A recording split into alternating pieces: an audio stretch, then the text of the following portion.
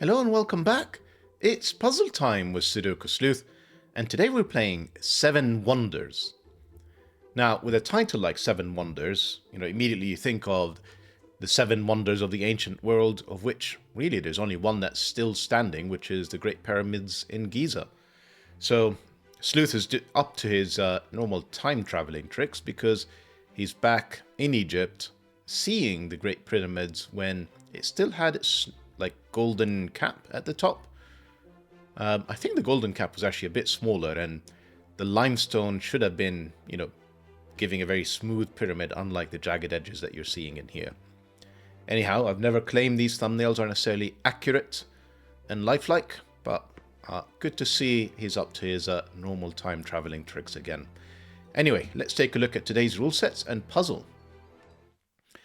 So, I think here J.R. Piano Man, the constructor of today's puzzle, it's sort of tough to see because you've got clearly 7 boxes, each with their own rules. And I don't know if the idea is that each of these is somehow representing one of, the different kind of 7 wonders. Is that the idea? Or is it just because it happens to be 7 boxes, then he called them 7 wonders? Because that, you could argue that this does look like a pyramid, almost like twisting up. But then I would look around and I'd say which one would represent the Great Lighthouse, and you think, none. So, not sure. Anyhow, we've got the following set of rules, and I'm going to say that if you're familiar with Sudoku variant, then the rule sets, when I read ahead through this prior to recording, is pretty much kind of normal variant rules. So if you're familiar with these, feel free to skip ahead, obviously, to solving it. And I guess to solve as well, in case you want to, you've got chapters down there in the bottom if you need a reference or help at all. But anyway, rules-wise, we've got normal Sudoku rules, so that means place the digits 1 to 9 once each in every row, column, and box. Then we have normal Thermo rules, so digits must strictly increase from the bulb to the tip of the thermometer. That here was a 2, for example, this would need to be 3 or greater. 4, 5, that would be fine. Doesn't have to increase in step order. I can skip digits. That's also fine. What I cannot do is go all the way back down to a 1. That is no longer strictly increasing from the bulb end. We also have normal XVs, so cells with a V between them must sum up to 5. Digits with an X between them must sum up to 10. So if this cell here was a 2, this would have to be a 3 to make sure these 2 cells add up to 5. This cell would have to be an 8 to make sure these 2 cells add up to 10. No negative constraints. So a 3 in here with a 7 there to make these 2 add up to 10 is not a problem. In fact, having a second 2 in here, making these 2 cells add up to 5 and these 2 cells adding up to 10, all fine, no negative constraints apply. We've got normal Kropki rules here in box 4. We've got digits separated by a black dot contain a 1 to 2 ratio. If that cell here was a 2, this cell would have to be 1 or 4 to make sure that it's essentially one cell is double the other. White dots mean that the cells are consecutive. If that was a 2, this would have to be 1 or 3 to make sure that it is indeed consecutive. Negative constraints, again, do not apply. There is no white dot you can see here between the 2 and 3. If I have a 4 in here, that is also fine. It doesn't require a black dot between them. We've got arrow cells in box 5. So digits on the arrow must sum up to the digits in the circle. So if I did have 2 and 4 in here, this would have to sum up to 6. And then we'll need to come up with pairs of digits that will also sum up to 6 in here. For example, 1 and 5. They also sum up to 6 and they add up to whatever's in the circle. We've got normal even. Cells containing as a grey square are even. So in box 6, these 4 cells are the even digits. They have to be from 2, 4, 6, and 8. They can't be anything else. The other digits would be odd. In box 8, we've got quadruples. So the digits in the circle must appear in the 4 cells surrounding that circle. So 1, 8, and 9 must be within these 4 cells. 2, 4, and 5 must be within these 4 cells. If I put a 2 in here, I've broken the puzzle because in this box, these must be where the 2 goes. Last but not least, we've got normal killer cage rule sets. So digits in cages must sum to the number in the top left corner of the cage. So these two cells, for example, sum up to 6. If that was, if one of them was a 2, this would have to be a 4, for example, to sum up to 6. These two sum up to 13. These two sum up to 13 as well. So, lots of rules today, I guess 7 variants or 7 wonders. So, if you're up for doing a quick journey of the 7 wonders here, link will be in the description down below as usual for you to play along. Admittedly, you'd have to do it with time traveling, given how many of them have been destroyed, like Sleuth is doing. And with that said, I'm going to restart the clock, see how I get on. Yeah, so, there's quite a few different break-ins, but, let's do the easy ones. This is 9.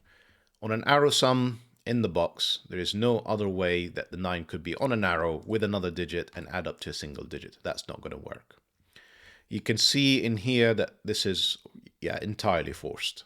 So box 4, this is a typical way where I end up doing this. And in fact, it even gives you direction. If you think about black Kropki dots, there are 3 sets. The powers of 2, 3 and 6. And then the last set is 5, 7 and 9 that can never be on a black Kropki dot. Whenever you have a run that includes more than 2, you know it's got to be from 1, 2, 4, 8. And if that was a 1, we'd be broken because we'd have to have a 2 here and then apparently another 2 in both of these cells. So that's the 8, that's 4, that's 2, that's 1. This is 3, 6. These are 7, 9 to be consecutive with the 8. The 3, 6, because this cell is a 5, that tells me that's not the 3, that's the 6, that's the 3. Lovely. We can keep going. Probably the thermometers next. So this is actually quite restricted. They're all quite restricted, in fact. So this is at least a 1. Then it jumps all the way to 5. Can't even jump to 6 in here. That's 7, that's 8. So not too many degrees of freedom in here. And then we've got 1, 2, 3, 4. But it can go up to 5, 6. But not 7, 8, or 9. So again, a couple of degrees of freedom in there. 4, 5, 3, 4. 2, 3. No, not even 2, 3. This one is forced because 2, 3, 4 are already in the column. So that's 1. That's not 1. That's not 5. And that doesn't necessarily force anything in here. Okay. Let's keep going. These cells. So the 9 in here tells me there is a 9 there. The 9 in box 2, well, it's none of these cells because of Sudoku. And it can't be this cell because 9 will never add up to a 5 with another digit. These 2 cells would be 9. Let me think about what this is. I can kind of see a few more things actually. So the way to think about box 5 is essentially it's made up of a bunch of pairs that add up to 9. 4 and 5 cannot be on either of these cells. So none of these are 4 or 5. So 4 and 5 are either here or here. And actually I know which is which because 5 can never be on cells that add up to 5 or 10. Otherwise it would be joined with a 0 or another 5. So 5 up here and 5 down there means 5s are not in these 2 rows. Sorry, 2 columns. And it's not here because of this 4, 5. So 5 is in one of these 2 cells. Whichever one is not whichever one is the 5 will be joined with a 4. If that's the 5, that would be the 4 and would conflict. So that's a 5, that's a 4. I can see 3, 6 is not here. 3, 6 is not there. This is 3, 6. Which means that this is not 3. Can it be 4? I don't see a problem with it being 4. No, it can't be. 4 is here. So this is 1 or 2, making this 3 or 4. It can't be a 4. So that's 3, that's 2, that's 8. That's the only place left for a 9. That's a 9. This is now a 1, 4. This would have to be 6 or 9 because it's not a 9, it's a 6. That's a 4, that's a 1. And this is 5, 7. Lovely. And what else do I have? These have probably opened up a few things, haven't they? Have they not? Yeah, 8 gives me 7, which gives me 6, which gives me 5, which takes all the degrees of freedom out of this thermal. So that's also forced. This is 8 or 9. This is 8 or 9. It's not a 9. That's 8. That's 9. Lovely. That 7 also gives me the 5 and 7. Right, I need in here a 1-8 and a 2-7. Do I not know the order? Well, the 1-8 is not here. The 1-8 is there. And that 8 gives me a direction. That's 8. That's 1. This is 2-7, seemingly unresolved, unless I can resolve these two. I don't think I can resolve them yet. These two, can't resolve them yet. That's fine. We can complete these columns, though. So I can see that the 2 is here. The 5 is joined as a 4-5 because of this 5 and this 4. They're not here for this quadruple. The 2 is in here. This cell we can just write in. It's a 7. We can play the same trick. The 8 and 9 are not in these two cells. That's the 8 and 9. We can write in this digit, which is a 3. And down the middle, we have 1, 2, and 6. Except that's not the 1. The 1 has to be up here next to this quadruple. That's not the 2. That's got to be down there. This is not 2 or 4. This is 6 or 8. And this is clearly not 6 or 8. This is 2 or 4. We can actually do a few tricks in here with parity. So essentially, all these cells have to be odd. We've placed all the even digits in box 6. 5 and 9, we know are not in these three, so that's a 5-9 pair. And we 9, not 8. And we know that this is 1, 3, 7, which would allow me to put all the remaining even digits in here. So that resolves all of these fairly quickly, including this 9, including this 7. Does that help me? Yep, that 9 gives me a 5, gives me a 9. Are these resolved? No, they wouldn't be. And then I have 1, 3, 7 in here. Lovely. This 2, 4 gives me the 6. This is either 1, 5 or 2, 4. Well, it can't be 2, 4 anymore, otherwise we need 3 of them in this column. This 13 is also resolved. It's not 6, 9. Sorry, it's not 4, 9. It's not 5, 8. It's got to be 6, 7. That's not a 7. And this 13, well, it's not 6, 7. It's not 5, 8. It can only be 4, 9, which is helpful because it gives me the 2 and the 4. Doesn't give me anything else, seemingly. Okay. 3 is not here. It's there. And these two cells, well, 2 can only be in here, which also gives me the 6, and not the 2. And this cell is also resolved. It's an 8. Lovely. I think I'm going to go... hang on, that's not a 1. That 8 gave me the 6 and the 8. And then the 1, 3, 7 don't seem to be resolved. Yeah, we've only got the 1, the 3, and the 7 is down the middle. Oh, hang on, the 3 is here, which gives me the 1. That's not 1. And then the 3, 7 are not resolved. That's fine.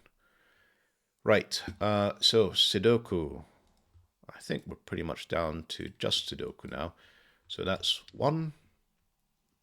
2 would be in here. 3 would be somewhere in here, not resolved. 4 would also be up here. It would be down the middle.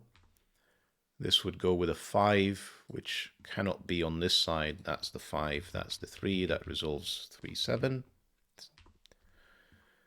This is a 9. 1, 2, 3, 4, 5. This is 6, 7, 8. 7 and 8 line up here. That's a 6. That's an 8. And that's a 7. I'm guessing these are not going to resolve except from horizontally. So probably not worthwhile checking, is it? Just a quick look. 6 gives me 7 and 6.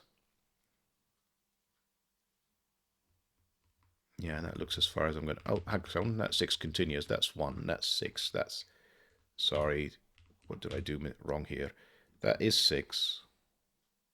No, I'm doing something wrong.